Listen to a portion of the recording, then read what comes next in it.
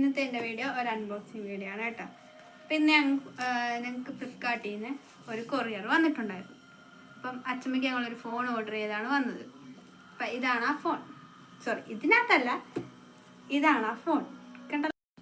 അപ്പം ഈ ഫോണിൻ്റെ പ്രത്യേകത എന്താണെന്ന് നമുക്ക് ബോക്സിനകത്തുണ്ട്. അപ്പം നമുക്ക് നോക്കാം, വായിച്ച് നോക്കാം. അപ്പം ഈ ഫോണിൻ്റെ പേര് റെഡ്മി A3 ആണ് കേട്ടോ. ഇതിവിടെ കാണുന്നുണ്ടല്ലോ, റെഡ്മി A3.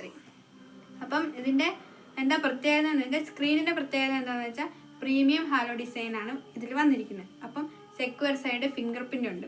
വേണ്ടേ, ഇവിടെ ഫിംഗർ പ്രിൻ്റ് ഉണ്ട്, കണ്ടല്ലോ. പിന്നെ ഇതിൻ്റെ പ്രത്യേകത എന്ന് വെച്ചാൽ ഫേസിൻ്റെ അൺലോക്കും ഉണ്ട്, കാണാമല്ലോ. പിന്നെ അത് പറഞ്ഞേക്കുന്നത് 900 HS ലാർജ് 17.4 cm ഡിസ്പ്ലേ ഉണ്ട് ഈ ഫോണിൻ്റെ, കണ്ടില്ലേ. നല്ല സ്മൂത്താണ് കേട്ടോ, കണ്ടോ. ഒട്ടും കട്ടിയില്ല, കനമൊന്നുമില്ല, പിടിക്കാനൊക്കെ സുഖമാണ്. അപ്പം ഗോറില്ല ഗ്ലാസ് 3 ഡിസ്പ്ലേ പ്രൊട്ടക്ഷനാണ് ഇതിൻ്റെ ഇട്ടിരിക്കുന്നത്. Gorilla glass protection. ഇത് വന്നിട്ട് ഒലീവ് ഗ്രീൻ ആണ് കേട്ടോ. ഇത് 3GB 64GB അല്ല, ഇത് തന്നെ 3GB 64GB വന്നേക്കുന്നത്. പിന്നെ ഇതിൻ്റെ പ്രൈസ് വരുന്നത് 9,900.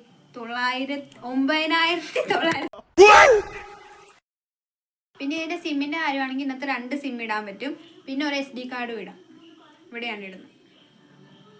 ഇതിൻ്റെ ക്യാമറയെക്കുറിച്ച് പറയാനാണെങ്കിൽ 5MB ഫ്രണ്ട് ക്യാമറയും 8MB ബാക്ക് ക്യാമറയാണ് ഉള്ളത്.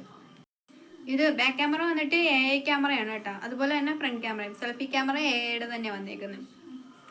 ഇത് 3 കളറാണുള്ളത്. ഒന്ന് ബ്ലാക്ക്, പിന്നെ ഒരു ബ്ലൂ ഉണ്ട്, പിന്നെ ഈ ഒലീവ് ഗ്രീൻ കളറും. ഞങ്ങൾ ഒലീവ് ഗ്രീൻ കളറാണ് എടുത്തത്. ഇതാണ് അച്ഛമ്മയ്ക്ക് ഇഷ്ടപ്പെട്ടത്. പിന്നെ ഈ ബോക്സിൻ്റെ കൂടെ എന്തൊക്കെ കിട്ടുന്നത് നിങ്ങൾക്ക് അറിയാമല്ലോ. ഒരു ചാർജർ അഡാപ്റ്റർ ഉണ്ട്, പിന്നെ ഒരു USB ടൈപ്പ് കേബിളും ഉണ്ട്, കണ്ടല്ലോ. Charger C port. ഇത് പിന്നെ ഫാസ്റ്റ് ചാർജിങ് ഒന്നും അല്ല കേട്ടോ, സാധാ നമ്മുടെ ചാർജറാണ്. അത്യാവശ്യ യൂസിനാണെങ്കിൽ ഇത് ഓക്കെയാണ്. പിന്നെ ഇത് യൂസ് ചെയ്താലേ നമുക്ക് അറിയത്തുള്ളൂ എങ്ങനെയാണ് ഇതിനെക്കുറിച്ച് നമുക്ക് അറിയത്തില്ല. അപ്പം യൂസ് പോലെ ഇരിക്കും. അപ്പം ഇത് അച്ഛമ്മ യൂസ് ചെയ്തിട്ട് എങ്ങനെ ഉണ്ടെന്ന് പറയട്ടെ. അപ്പോൾ വീഡിയോ എടുത്തതിൽ എന്തെങ്കിലും തെറ്റൊക്കെ ഉണ്ടെങ്കിൽ നിങ്ങൾ എന്നോട് ക്ഷമിക്കണം. അപ്പോൾ വീഡിയോ ഇഷ്ടമായെങ്കിൽ ലൈക്ക് ചെയ്യണം, സബ്സ്ക്രൈബ് ചെയ്യണം. അപ്പോൾ പോട്ടെ, ഓക്കെ, ബൈ.